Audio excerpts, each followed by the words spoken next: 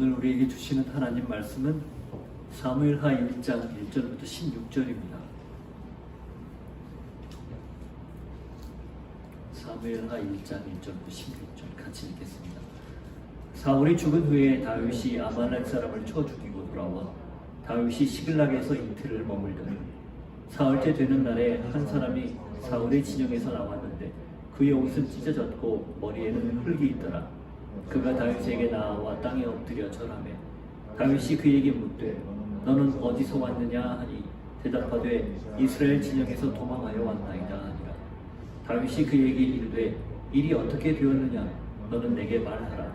그가 대답하되 군사가 전쟁 중에 도망하기도 하였고 무리 가운데 엎드러져 죽은 자도 많았고 사울과 그의 아들 요나단도 죽었나이다 하는지라.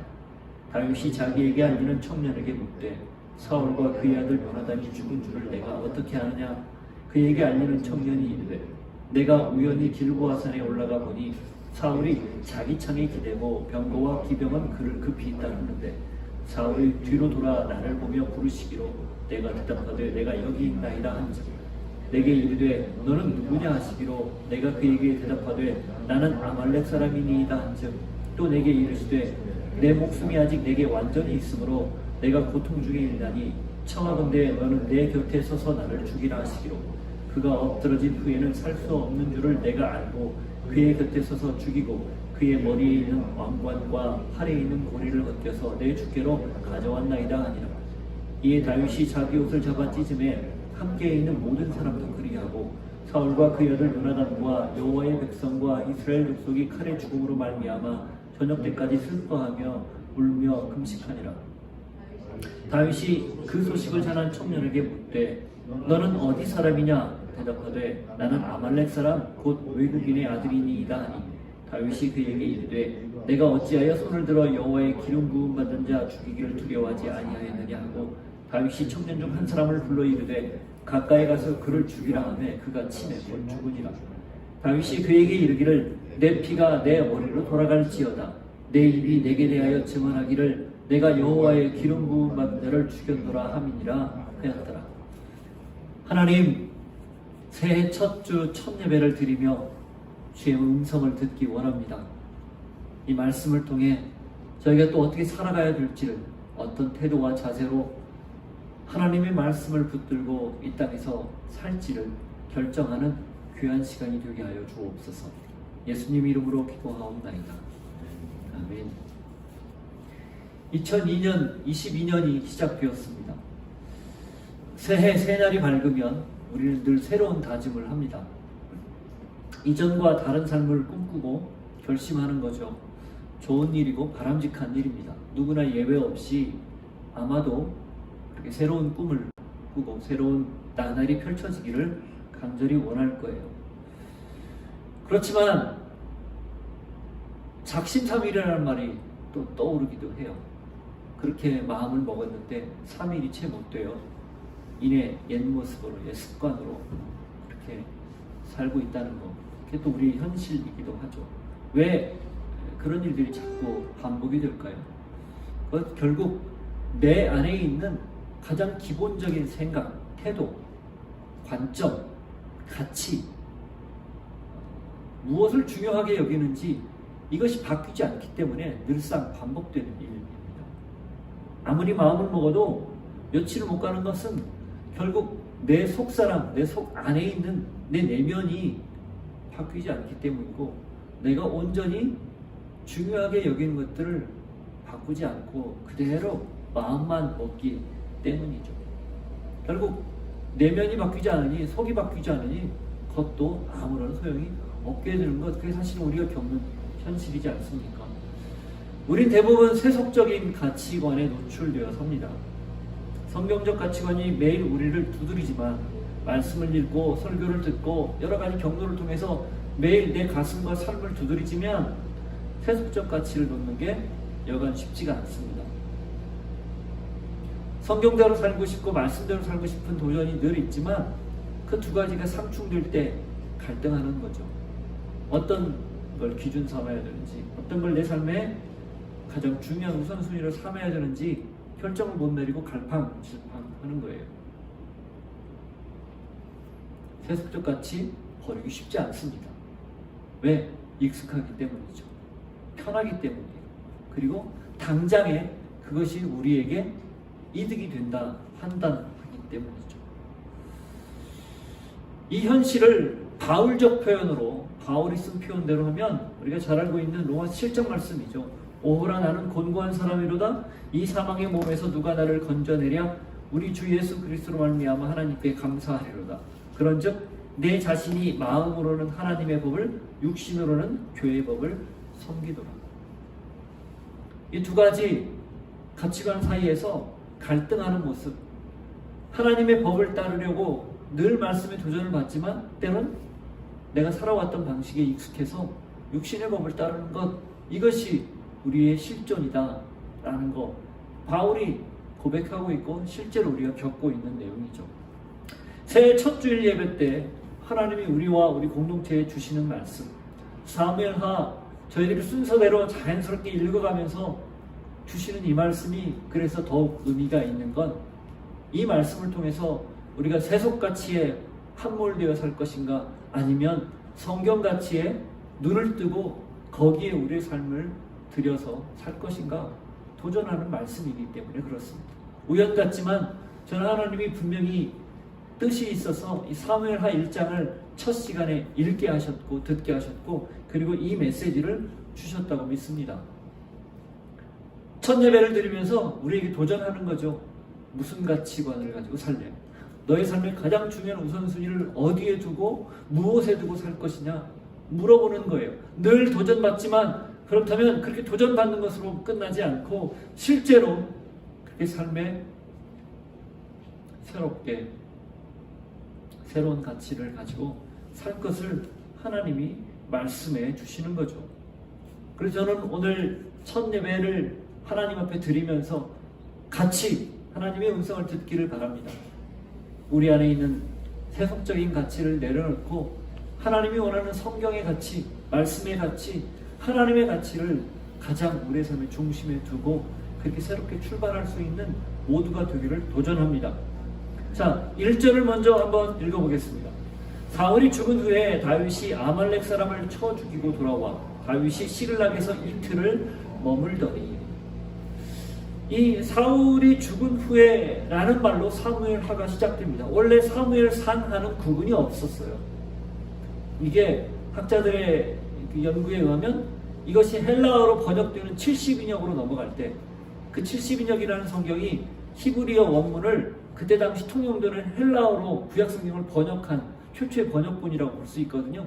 글로 넘어갈 때 워낙 기니까 상하편을 다 합치면 무려 55장이나 되잖아요. 31장, 24장. 맞나요? 55장. 55장이나 되니 이 긴 글을 딱 절반으로 나눠서 상하로, 퍼스트, 세컨으로 나눴는데 그 기점이 사울의 죽음이었어요. 사울의 죽는 장면까지를 첫 번째 버전으로 놓고 그 다음 이후 사울 죽은 이후에 다윗이 세워가는 왕조를 두 번째 책으로 삼은 거죠. 그래서 이 31장과 이 사무엘하 1장이 기점이 되어서 상하를 나누어서 우리가 볼 뿐이 사실은 연결된 내용입니다. 자, 그렇기 때문에 사무엘하 1장에 사울이 죽은 후에 라고 이렇게 표현되어 있는데 이게 원문을 보면요, 우리 반복해서 들었던 와우 괴속용법으로 되어 있어요. 이게 어떻게 되어 있냐면 뭐뭐하다, 뭐뭐이다라는 뭐뭐다, 그러니까 비동사에 해당되는 뭐뭐다라는 그 표현을 가진 하야라는 동사에 와우가 붙어서 와예히 이렇게 되어 있어요. 미완료형인데, 그러니까 이 말을 딱 떼어보면 그리고 사울이 죽은 후더라 이 뜻입니다. 그러니까 새로운 시대가 시작된다는 것을 보여주는 거고, 이 시대는 이전과는 다른 시대가 시작된다는 것을 알려주는 거죠. 마치 2021년이 지나고 2022년이 시작된 때와 같은 흐름이라고 보시면 돼요. 사울을 통해서 한 시대가 저물고 이제 다윗을 통해서 새로운 시대가 시작되는 것을 뜻합니다. 어찌 보면 하나님이 백성들의 요구에 의해서 왕정을 시작했는데 그 왕정이 첫 번째 왕 사울과 함께 할 때는 실패였어요. 일종의. 그러나 이제 새롭게 다윗과 함께 하나님이 원하고 기뻐하는 그런 왕조를 이루어갈 것이다 라는 것을 보여주는 그런 표현, 이게 바로 첫 단어, 사무엘하가 시작된 첫 단어 와예히라고 되어 있는 단어의 뜻입니다. 독자들은 이걸 읽는 순간 와, 그렇구나, 이제 사울이 죽고 다윗과 더불어 새로운 시대가 도래하는구나 라는 것을 짐작할 수, 기대할 수 있는 그런 내용이죠. 동일하게 오늘 우리에게도 그런 은혜가 있기를 바라요. 와예히, 자, 새로운 일이 펼쳐집니다. 자, 뭐뭐입니다. 자, 이제 하나님의 역사가 시작됩니다 라고 아멘으로 내게 주시는 하나님의 배려로 받아들일 수 있기를 바라요.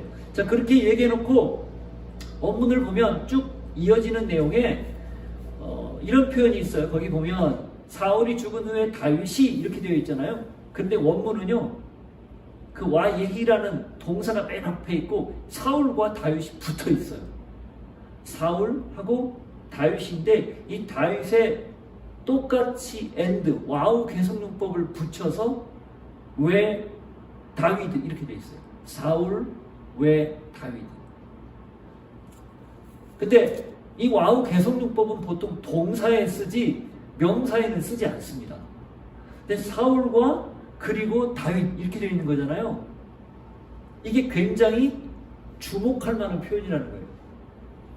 바꿔 말하면 사울을 통해서 과거의 역사는 사라지고 다윗을 통해서 새로운 역사가 시작될 것이다 라는 걸 시각적으로도 정각적으로도 읽는 사람으로 하여금 확 느끼게 하는 그런 의도적인 표현이라는 겁니다.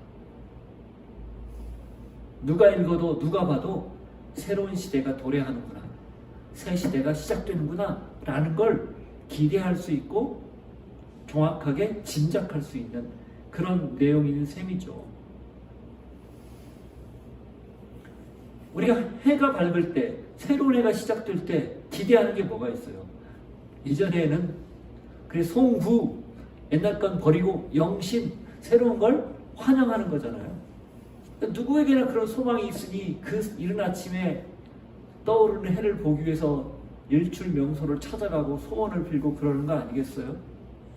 다 그런 기대하는 마음이 있는 거죠. 동일합니다. 하나님이 우리에게 이 말씀을 통해서 보라, 내가 새 일을 행할 것이다 라는 음성, 그것을 듣기 원하는 거예요. 이게 굳이 왜 1월 첫째 주에 이 말씀을 주셔가지고 저렇게 최 목사가 과하게 새거다가 맞춰서 해석을 하고 이야기하나, 그게 아니라는 거예요. 이 성경 자체가 지금 그걸 말하고 있는데 우연히 맞았을 따름이에요. 그러니 저희가 그 타이밍에 정확하게 나누고 선포하는 것이죠. 무슨 말입니까? 들으라는 거예요. 여러분, 과거 일을, 옛날 일을 다 덮고 그것을 덮고 위험을 없애라, 그것이 아니라 그걸 하나님 안에서 새롭게 시작할 것을 기대하고 소망하라, 이 말씀을 오늘 분명하게 우리에게 주시는 겁니다. 순공동체에 주시는 거고 예배하는 모든 분들에게 주시는 거예요. 그러니 놀랍지 않으세요? 하나님의 새로운 은혜 기대하지 않으세요? 기대할 수밖에 없죠. 그런 한 해가 되기를 바라고 그런 여러분의 삶이 되기를 바라요. 자, 그러면 그건 우리에게 주시는 어떻게 보면 현장 시대에 맞는, 지금 상황에 맞는 적용이라면 왜 이 표현을 쓰고 그에 이어서 다윗이 아말렉 사람을 죽이고 돌아와서 시글락에 이틀을 머물렀다, 이 표현을 굳이 왜 썼을까? 거기에 왜 아말렉 사람을 죽였다라는 말, 시글락에 와서 이틀을 머물렀다는 말을 썼을까? 시간적으로 그래요. 그리고 사실도 그래요. 앞에 30장에 보면 아말렉을 죽이고 전부 전리품을, 자기 식구들, 가족들 다 되찾아오고 전리품을 가져와서 다 분배해주고 이런 일들이 있었지 않습니까? 근데 그걸 왜 다시 여기에 썼는가? 의도가 있어요. 어떤 의도일까요? 다윗은 사울의 죽음과 무관하다. 사울의 죽음에 일절 관여하지 않았다. 이런 의미를 담고 있습니다. 다윗이 죽으면 누가 뭐라고 해도 누가 제일 많이 의심하겠어요? 누구를 의심하겠어요? 물론 전장에서 죽었지만 그럼에도 불구하고 사람의 소문이라는 것을 직접 듣고 보지 않았기 때문에 만일에 누가 소문내기로 마음먹으면 다윗이 어떻게 보면 사울을 살해하는 일을 저질렀다라고 말할 수도 있는 거예요. 다윗이 블레셋 사람으로 변장하고 와서 사울을 죽였다 이렇게 말해도 확인할 길이 없는 거죠. 성경은 그걸 분명히 하고 넘어가는 겁니다. 무관하다. 아무런 책임이 없다라는 걸 정확히 하는 거죠. 그러므로 인해서 다윗이 세우는 왕조의 정통성을 한번 생각하는 거예요. 자, 또 하나는 있어요. 또 하나. 자, 그 다음 뭐가 있을까요? 거기 사울이 죽은 후에 다윗이 이틀을 머물렀다. 왜 굳이 그런 표현을 썼을까? 드디어 다윗에게 하나님의 때가 왔다라는 걸 설명하는 거예요. 다윗이 기름 부음을 받고 도망자 생활을 한 지 적어도 13년, 많게는 15년 그렇게 봐요. 30세에 헤브론에서 유다 지파의 왕이 됐다라고 성경의 기록에 의하면 그걸 거꾸로 역추산해 가보면 그가 적어도 15세 혹은 17세에 기름 부음을 받고 그 뒤로 줄곧 초기 얼마를 빼놓고는 도망자 생활로 오래오래 고생했다는 것을 알 수 있는 거죠. 이 말씀을 왜 굳이 여기에 썼는가? 그리고 이 펼쳐지는 내용에서 다윗이 자연스럽게 유다 지파의 왕이 되고 이스라엘 전체 지파의 왕이 되는 걸 왜 쓰고 있는가? 하나님의 계획이, 하나님의 뜻이 마침내 이루어졌다. 마침내 시작됐다. 성취되었다라는 걸 강조하는 거예요. 결코 짧지 않은 시간을 보냈지만 세속적인 가치로 보면 그것이 고통의 시간, 버리는 시간, 아무 쓸모없는 시간처럼 보였지만 하나님이 그것을 다 사용해서 다윗에게 가장 알맞는 시간, 필요한 시간, 그를 성숙시키는 과정, 그를 설익은 그를 아주 무르익게 만드는 과정. 그래서 세속적 가치를 따르지 않고 하나님이 원하는 성경적 가치, 말씀의 가치를 중요시 여기는 하나님의 나라를 세우는 그런 과정으로 삼았다는 걸 알려주는 거예요. 그 대표적인 예가 2번이나 연거푸 사울의 목숨을 살려준 거죠. 세속적 가치로 보면 죽이고 차지하면 그만입니다. 얼마나 좋은 기회가 2번이나 왔어요. 그런데 다윗은 그 1년의 오랜 시간, 짧지 않은 시간을 하나님 앞에 무르익는 과정을 통해 세속적 가치를 버리고 하나님이 원하는 성경적 가치, 하나님의 가치를 계속해서 부여잡고 살아가는 법을 배우게 된 것이죠. 여러분, 이게 하나님이 일하는 방법이에요. 마침내 당신의 뜻을 성취하되 그 과정 중에는 우리로 하여금 무엇에 너의 삶의 중심을 두고 살 것인가? 너의 삶의 가장 우선순위는 무엇이고 무엇이 너의 삶의 가치인가? 라는 걸 되묻고 되물어서 깨닫게 하셔서 결국은 하나님이 원하시는 대로 말씀의 가치, 성경의 가치를 내 삶의 가장 중요한 우선순위로 두게끔 하신다. 그것이 1절에서 우리에게 주시는 또 다른 메시지입니다. 새로운 시대가 시작되고 하나님 나라의 정통성을 알려주고 그리고 더불어 하나님의 뜻이 하나님이 계획한 그 사람을 통해 마침내 이루어진다 라는 걸 알려주는 거죠. 그 과정 속에서 그 한 사람은 결국 자신이 가지고 있었던 과거나 옛 세속적 가치를 내려놓고 하나님을 바라보는 사람으로 거듭나는 것이죠. 그것이 또한 우리에게 필요합니다. 우리의 삶에 끊임없이 필요한 거죠. 자, 그렇게 해서 이틀을 머무는데 사흘째 되는 날 사울과 요나단이 죽는 소식을 아말렉 사람으로부터 듣게 됩니다. 2절부터 4절. 사흘째 되는 날에 한 사람이 사울의 진영에서 나왔는데 그의 옷은 찢어졌고 머리에는 흙이 있더라. 그가 다윗에게 나와 땅에 엎드려 절하며 다윗이 그에게 묻되 너는 어디서 왔느냐 하니 대답하되 이스라엘 진영에서 도망하여 왔나이다 하니라. 다윗이 그에게 이르되 일이 어떻게 되었느냐 너는 내게 말하라. 그가 대답하되 군사가 전쟁 중에 도망하기도 하였고 무리 가운데에 엎드러져 죽은 자도 많았고 사울과 그의 아들 요나단도 죽었나이다 하는지라. 옷은 찢어졌고 흙을 뒤집어 쓴 전령의 모습, 그 마치 패장경 모습 그대로입니다. 상황이 심상치 않음을 짐작하게 하는 거죠. 그리고 아니나 다를까 그를 통해서 이스라엘이 패했고 그 패한 것에 사울과 요나단도 죽었다라는 말을 들어요. 다윗이 바라던 바 아닙니까? 정적이 죽었다. 그리고 잠재적 왕의 경쟁자였던 요나단도 죽었다. 그러니까 다윗이 바라던 바 아니에요? 이게 세속가치라는 거예요. 이게 세속적인 생각으로 당연히 벌어질 일이라고, 또 벌어졌기에 당연히 나에게 반사적으로 이익이 있겠구나 생각하는 보통 내 일반적인 사람들의 판단이라는 겁니다. 그가 죽어야 도피 생활도 끝나고, 그가 사라져야 하나님이 13년 5년 전에 세웠던 기름 부었던 왕으로서 역할을 이제 다윗이 비로소 할 수 있기 때문 아닌가요? 그러나 그것이 하나님의 방법은 아니었다는 거예요. 그가 죽어서 다윗이 당연히 이스라엘의 왕이 되지만, 하나님이 다윗을 통해서 주셨던 방법은 하나님이 그 다윗을 세우고 그리고 다윗을 그 약속을 성취하도록 하는 것은 하나님이 하시는 일이지 다윗이 하는 건 아니었다는 거예요. 그걸 오늘 성경이 분명히 보여줍니다. 그렇기에 그는 좋아하거나 기뻐하기보다는 도리어 무엇합니까? 자초지종을 물어봐요. 도대체 어떻게 된 거냐? 사울과 아들 요나단이 죽었다는 말을 듣고 전혀 기뻐하지 않습니다. 뒤에 가면 나오겠지만 오히려 옷을 찢고 슬퍼하고 금식하고, 이어서 17절 이하에 요나단을 위해서 활노래를, 사울을 위해서 활노래를 하는 애가를 지어 부르는 게 그의 본심이었지 기뻐하지 않아요. 왜 그래요? 그가 세속가치에 매몰되어 있지 않기 때문에 그랬습니다. 하나님이 하시고 하나님이 역사하시는 것에 그의 온 마음과 중심이 있었기 때문에 그래요. 어떤 사람은 그런 얘기를 하더라고요. 다윗이 진짜 치밀하게 정치적인 사람이라고. 다 계산해가지고 일부러 슬퍼한 것, 슬퍼한 척했다.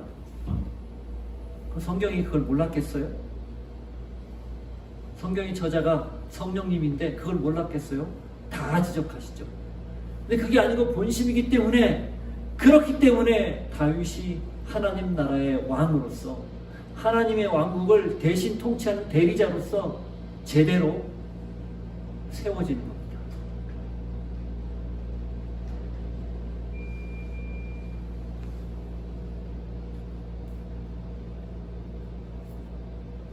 다윗이 자초지종을 묻습니다. 5절부터 10절 읽어보죠. 다윗이 자기에게 알리는 청년에게 묻되 사울과 그의 아들 요나단이 죽은 줄을 내가 어떻게 아느냐? 그에게 알리는 청년이 이르되 내가 우연히 길보아 산에 올라가 보니 사울이 자기 창에 기대고 병거와 기병은 그를 급히 따르는데 사울이 뒤로 돌아 나를 보고 부르시기로 내가 대답하되 내가 여기 있나이다 한즉 내게 이르되 너는 누구냐 하시기로 내가 그에게 대답하되 나는 아말렉 사람이니이다 한즉 또 내게 이르시되 내 목숨이 아직 내게 완전히 있으므로 내가 고통 중에 있나니 청하건대 너는 내 곁에 서서 나를 죽이라 하시기로 그가 엎드러진 후에는 살 수 없는 줄을 내가 알고 그의 곁에 서서 죽이고 그의 머리에 있는 왕관과 팔에 있는 고리를 벗겨서 내 주께로 가져왔나이다 하니. 자초지종을 묻는 다윗에게 이 아말렉 사람은 자기가 본 그대로 얘기하는데 거기에 허위 과장된 말을 곁들여서 합니다. 이건 31장 내용을 읽어보면 잘 알 수 있는 것처럼 전혀 다른 내용이에요. 비슷하지만 결정적인 게 달라요. 사울이 자기의 무기든 자에게 나를 죽이라고 할례받지 않은 사람들에게 내가 치욕스러운 일을 당할까 참 두렵다. 그러니 너는 나를 죽여라 라고 말했을 때 그 무기든 자가 주저했죠. 왜? 기름 부음을 받은 왕이기 때문에. 그 역시 다윗과 비슷한 마음을 가졌던 거예요. 그래서 사울이 하는 수 없이 자기 칼에 엎드러져 자살했죠. 그걸 보고 무기를 든 사람도 같이 죽었어요. 이게 진실이에요. 이게 요즘 말로 팩트입니다. 그런데 이 사람이 어떻게 했어요? 거기에 와서 그냥 전하기만 했으면 됐는데, 그래도 다윗이 옷을 찢고 분노하며 이 부분을 굉장히 슬퍼하는 상황인데 어떻게 얘기해요? 죽였다라고 얘기합니다. 비슷한 내용이 거기에 있죠. 나를 죽여라. 그 말에 가로 열고 가로 닫고 생략되어 있는 게 있잖아요. 이 할례 받지 않은 자들에게 내가 욕을 당하는 건 내가 싫다. 그 말도 들었던 거예요. 가까이에서. 그리고 사울이 죽어가는 모습을 보면서 아마 그때부터 벌써 계산했는지 몰라요. 그리고 스스로 자살을 하고 옆에 있는 사람들도 죽고 나서 어떻게 했어요? 왕관과 팔에 있는 고리를 벗겨서 증거물로 가져오는 거예요. 이게 내가 사울을 죽인 증거입니다. 이 아말렉 사람은 무슨 이유로 이렇게 행동을 했을까요? 왜 거짓 보고를 했을까요? 그리고 이걸 가지고 왜 그렇게 죽장사장 그 먼 길을 거의 대략 한 30여 킬로 되는 길을 그렇게 달려왔을까요? 보상입니다. 보상. 그렇게 이야기하면 당연히 어떻게 보면 나라를 새로 세우는데 정적을 죽인 거니까 괴국공신 같은 그런 칭호도 받고 거기에 마땅한 보상을 받을 수 있지 않겠어요? 아말렉 종이에요.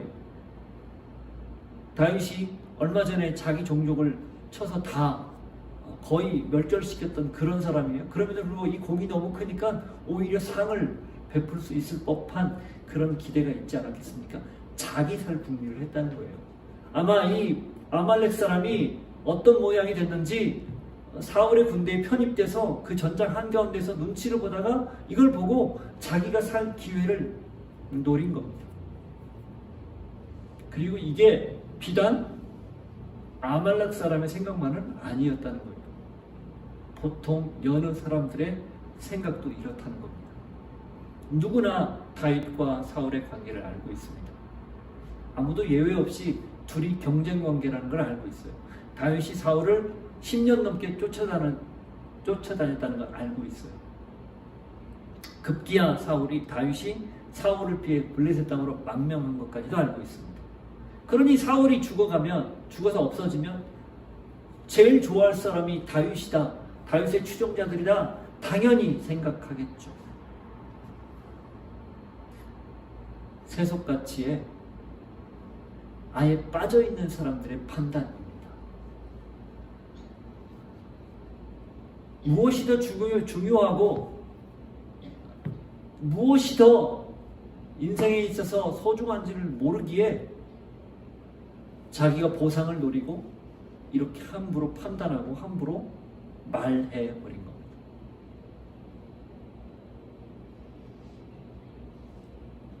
상황 판단이 빠른 사람, 하나를 보면 열을 안다고 자부하는 사람, 지나치게 머리 회전이 좋은 사람, 결국 자기 꾀에 빠져서 망할 수 있습니다. 잠언 11장 3절을 한번 보십시오.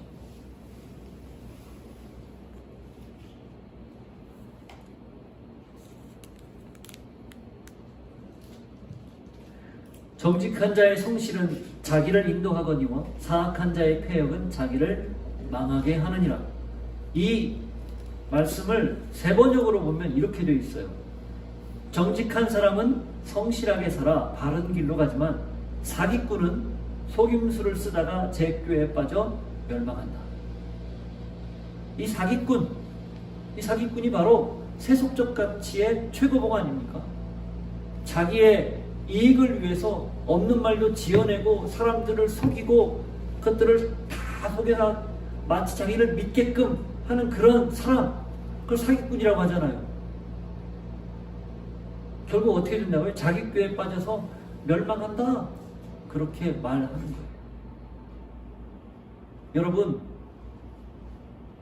그래서 사람이 지혜롭고 그리고 많은 것들을 알고 있는 건 중요하지만 그 지혜와 알고 있는 것이 과연 무슨 지혜고 무엇을 알고 있느냐, 이게 더 중요한 거예요.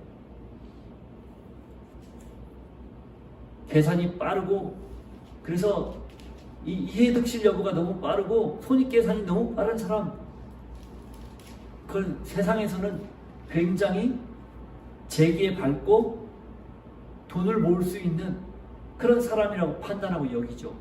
그리고 그런 일이 실제로 벌어지기도 해요. 그러나 여러분, 그게 전부가 아니라는 거예요. 성경에서 말하는 거. 사람이 아무리 세워도 하루아침에 무너지는 것이 집입니다. 시편에 나오잖아요. 아무리 지켜도 하루아침에 함락되는 것이 성이에요. 전쟁에서 일어나는. 왜 사랑하는 자에게 잠을 주시는가? 그렇게 사방으로 우겨쌈을 당하고 위태해도 하나님이 지켜주면 두 발 쭉 뻗고 편안하게 잘 수 있다, 그 뜻이에요. 잠 안 와서 그냥 있는 책이 아니라, 나를 사랑하지 않아서 잠을 안 주는가 보다, 이게 아니라 하나님을 절대적으로 신뢰하기 때문에 그 어떤 어려운 환경에서도 편안하게 안식할 수 있다라는 역설적 표현이에요. 그 말인즉슨 우리가 아무리 애를 쓰고 아무리 열심히 살고 아무리 머리를 굴려도 하루아침에 하나님이 손 하나 까딱하면 그냥 넘어지고 그냥 없어지는 것이 우리가 알고 있는 지혜고 우리가 알고 있는 지식이라는 겁니다. 세속가치에 매몰되어 있는 경우라는 거예요. 그걸 오늘 본문이 정확히 보여줍니다. 그는 거짓말을 통해서 다윗을 속일 수 있다 생각했어요. 그리고 그렇게 이야기하면 다윗이 보상할 거라 생각하고 기대했죠. 그러나 다윗의 조치는 그가 기대했던 것과는 영 다른 모습이었습니다. 11절 12절 이에 다윗이 자기 옷을 잡아 찢음에 함께 있는 모든 사람도 그리하고 사울과 그의 아들 요나단과 여호와의 백성과 이스라엘 족속이 칼의 죽음으로 말미암아 저녁 때까지 슬퍼하며 울며 금식하니라.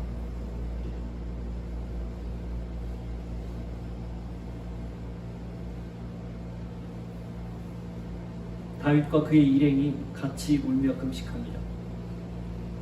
이게 다윗의 진심이었어요. 주목할 만한 것은 그의 일행들도 함께 있는 사람들도 다윗과 똑같은 행동을 했다는 거예요. 첫 번째, 두 번째 다윗이 사울을 살려줄 때 사울을 죽이자고 추동했던 사람들이에요. 근데 그들조차도 이제는 웬일인지 다윗이 했던 행동을 따라합니다. 자기의 주군이 그렇게 하니까 다른 사람으로서 그렇게 했는지 모르겠지만 어쨌든 같은 마음으로 금식하고 슬퍼해요. 옷을 찢어요.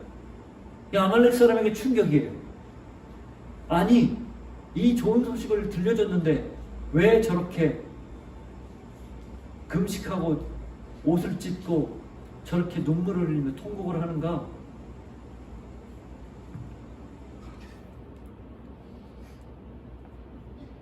다윗은 여기에 단 1점이라도 사심이 들어가 있지 않습니다.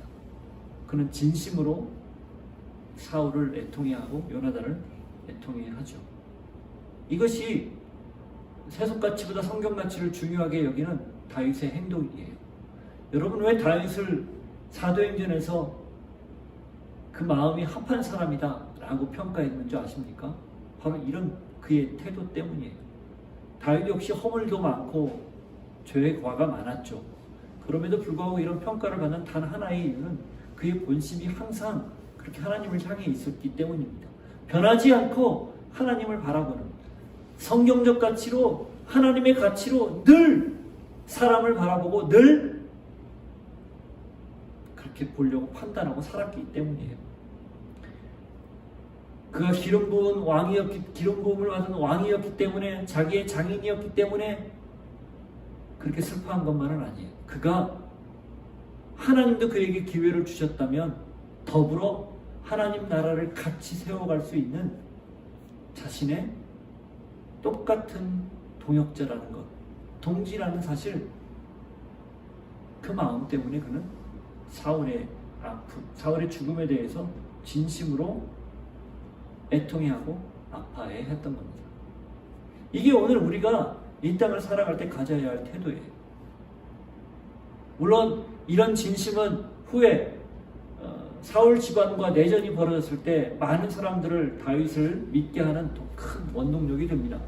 치밀하게 계산해서 이렇게 한 거다라고 또 생각할 수 있겠지만 아니라는 거예요. 성경이 그걸 다 알고 있기 때문에 진실을 이야기했다는 걸 다시 말씀을 우리가 듣는 거잖아요. 진심이에요. 본심이에요. 이게 오늘 우리에게 하나님이 주시는 메시지입니다. 이 땅을 살면서 무슨 가치로 살 것인가? 어떤 태도로 살 것인가? 다윗과 같은 성경적 가치, 하나님을 최우선으로 두는 그런 마음으로 살 것인가? 아니면 계산하고 생각하고 판단해서 그 모든 것들을 따져서 손익계산을 다 해서 내가 생각한 대로 살 것인가? 이걸 하나님이 되묻는 거죠. 여러분은 어떻게 2022년을 살기를 원하십니까? 오늘 말씀을 통해서 우리에게 주시는 하나님의 음성이 여러분에게 어떻게 다가갑니까?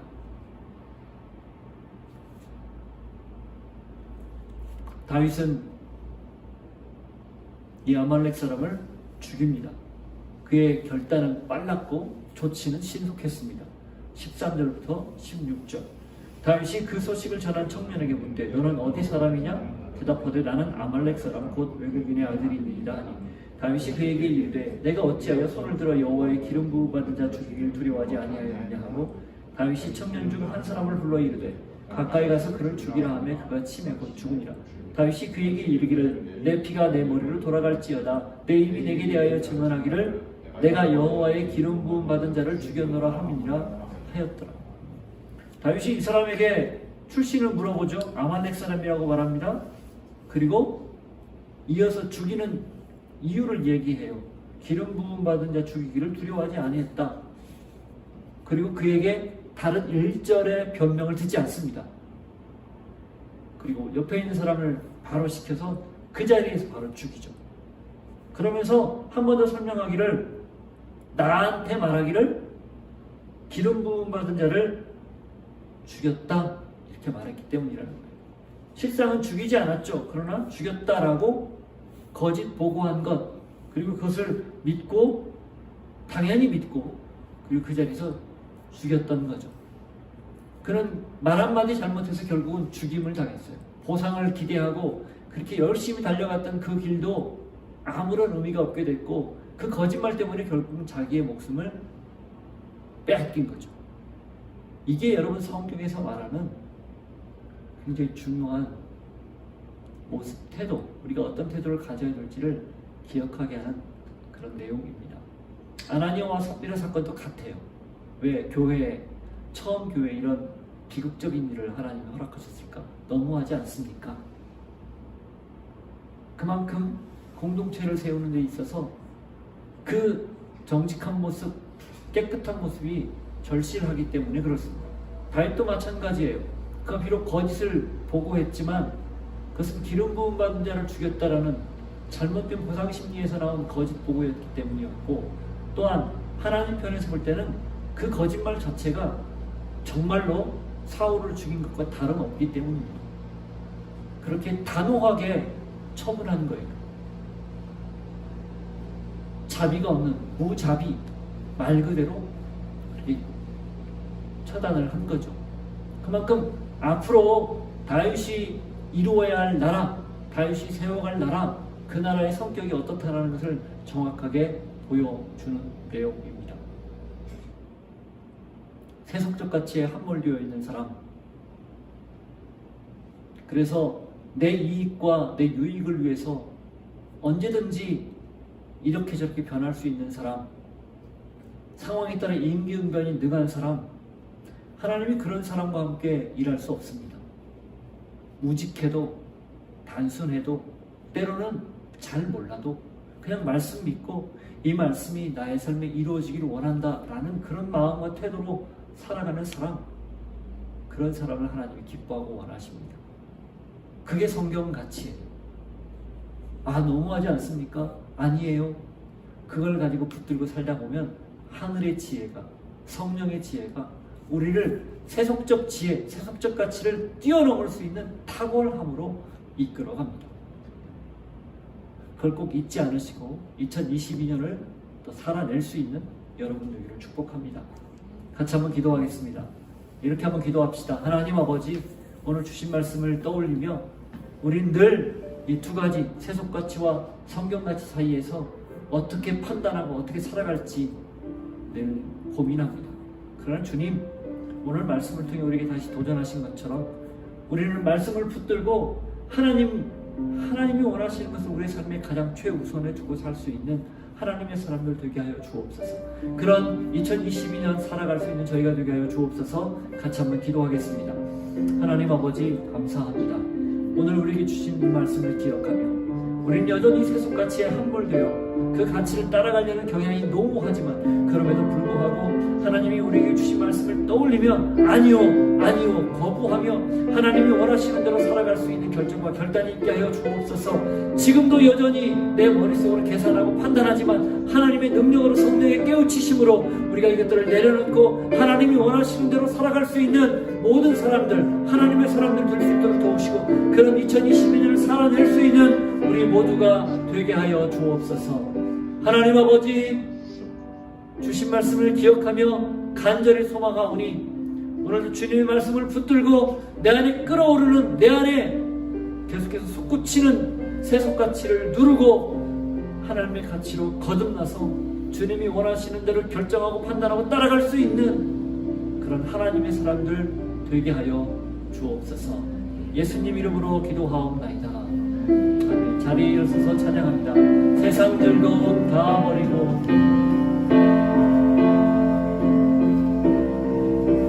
세상 즐거움 다 버리고 세상 자랑 다 버렸네. 세상 즐거움 다 버리고 세상 즐거움 다 버리고 세상 자랑 다 버렸네. 주 예수보다 더 귀한 것은 없네. 예수 밖에는 없네. 주 예수보다 귀한 것은 없습니다. 주님이 우리에게 주신 이 말씀의 가치보다 중요한 것, 귀한 것 없습니다. 이 고백 드리오니 받으시고 그렇게 살 수 있는 저희 되게 하옵소서. 주님 은혜에 감사하여 물질을 구별하여 드리오니 받으시고 주님의 가치가 드러나는 일에 주님의 가치를 전하는 그곳에 마음껏 사용하여 주옵소서. 지금은 우리 구주 예수 그리스도의 은혜와 하나님 아버지의 사랑과 성령님의 교통하심이 세속 가치를 뒤로하고 성경 가치, 말씀의 가치를 내 삶의 가장 우선순위로 삼고 살아가기를 원합니다. 결단하고 고백하는 주의 백성들 머리 위에 삶의 자리에 함께 하시기를 간절히 축원하옵나이다. 아멘.